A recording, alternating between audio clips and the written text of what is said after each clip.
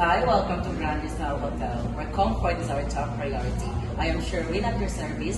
How can I assist you today, ma'am? Good afternoon. I have a reservation available for the studio. Would you mind to see any of your valid ID, ma'am, for confirmation, please? Of course, here it is. Thank you.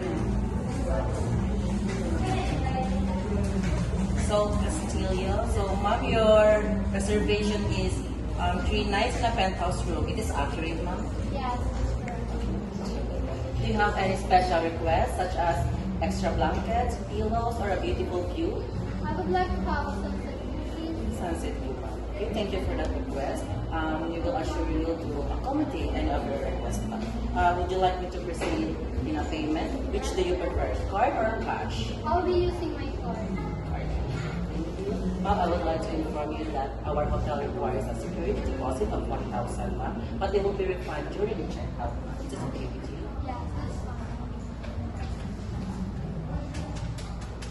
So, here's your credit card and this is your receipt, ma'am.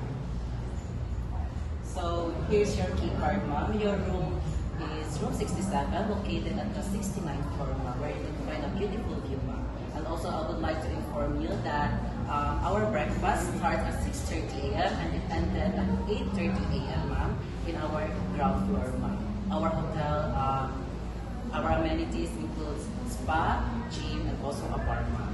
If you have any special requests, ma'am, don't hesitate to contact the front desk. Our telephone number indicated near at your telephone, ma'am. We're located at your bedroom, ma'am. So here's your key card. Thank you. You're very welcome, ma'am. We're glad for choosing Grand Rizal Hotel. I hope you enjoy your stay. Mabuhay! Thank you.